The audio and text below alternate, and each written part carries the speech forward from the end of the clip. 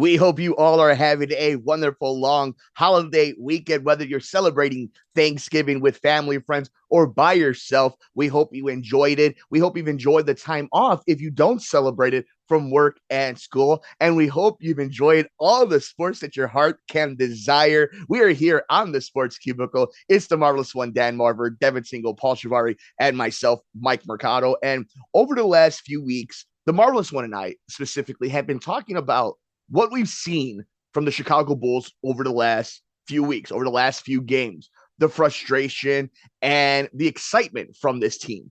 Moments where they look like a playoff team that can be a danger to some of these title contenders. And then moments where they look like they're going to be in the lottery. And I can't put my finger on exactly what's going on. We've talked about it on social media over at Sports Cubicle TV on Twitter, and we've talked about it with you guys here on the Sports Cubicle. There are moments where they look old, that Zach looks like his knee is shot. Then there's times where they look like world beaters. And I don't know whether it's the level of competition.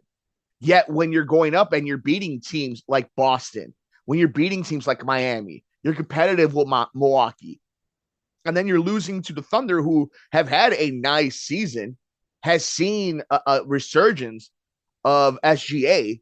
So what is it about this team? And I just couldn't think about it. And I started wondering, well, is Billy Donovan on the hot seat?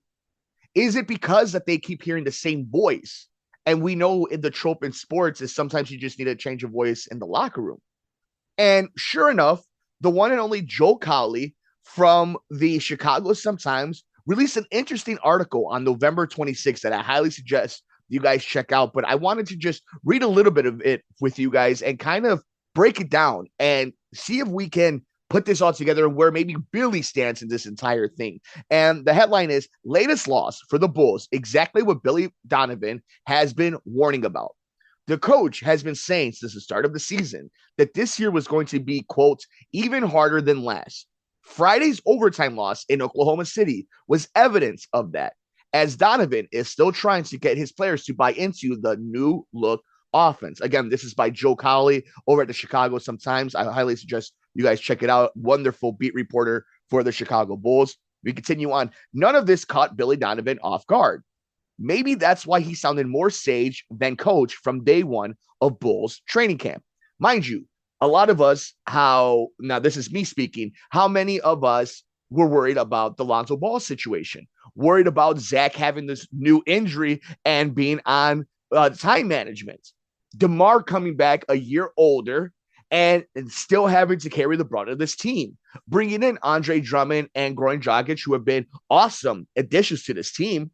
But what does that, the questions, and being bounced in the first round and having such a bad second half last season when you were the number one team heading into the All-Star break weekend.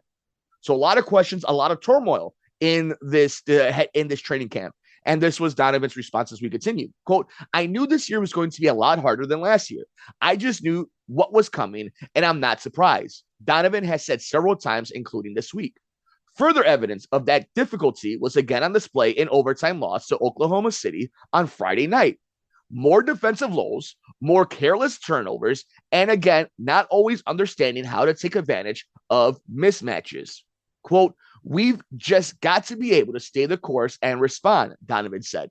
Like I said, this wasn't going to be easy. Breaking the Stallions rarely is.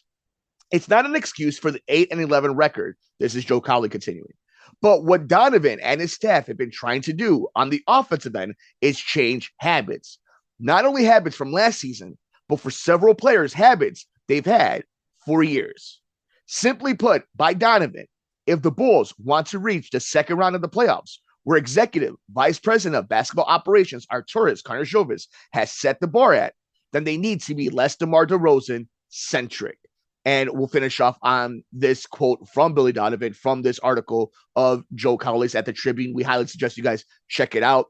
DeMar took us far as he can take us, and we really have to look at it. Okay, how can we make another step or jump? Donovan explained. Quote, if we get back to that, where it's all isolations all the time, it just gets too easy to defend. This is going to take some time offensively for us to play the way we need to play, which is a little bit different. So very interesting stuff from Billy Donovan. Again, this is Joe Cowley's column over at the Chicago Sun-Times. Latest loss for the Bulls, exactly what Billy Donovan has been warning.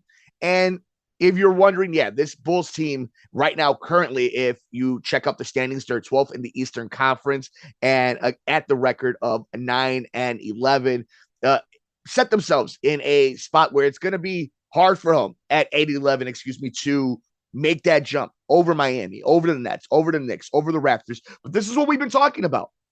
This was what we were talking about the entire offseason, heading into training camp, where we are the first few weeks into the season, heading now into the big calendar date of Christmas in the NBA. The Bulls are in a tough conference. They are a team that was bounced out early in the first round, didn't make many changes on this team because they couldn't financially, and now have to try to install this new offense and break bad habits on top of it, while not playing great defense, while at times looking like they're playing in quicksand, while at times looking like they just didn't show up. There's been plenty of games, and I've never said this about this regime, about this group of players. There have been times where they have looked lazy going into games, like they don't care, and obviously they do, and obviously they're trying hard. But when we're talking on the spectrum of NBA players, of teams that are making playoff runs, of teams that have players making $200 million, you can't have those moments. Not in this tight of a race, in this tight of a conference. You can't win an NBA championship. You can't win a playoff round in the first months of the NBA season, but you can get yourself out of a playoff spot and you can lose a job. And that's right now where the Bulls are finding a fine line. I think if they keep competing, the NBA will work itself out. Other teams will get hurt. Other teams will have injuries, nagging injuries, and everybody will kind of find their place. But there is no rescue coming for this Bulls team. There's no superhero moment coming for this Bulls team from somebody else on the outside, unless they make this crazy trade. The Bulls are where they're at. This is the roster that they're going to have moving forward for this season, for this campaign. And they can't afford to have lackluster games like they've had. But I trust the talent. Zach will get healthy, hopefully, more healthy. DeMar has defined time. And they have other pieces. It hurts that Patrick Williams isn't the superstar number 4th overall pick that the hype was before. But they have talent on this team, and it's got to work out together. And it's going to come down to, can this talent implement and execute what Billy Donovan is trying to put into this new offense?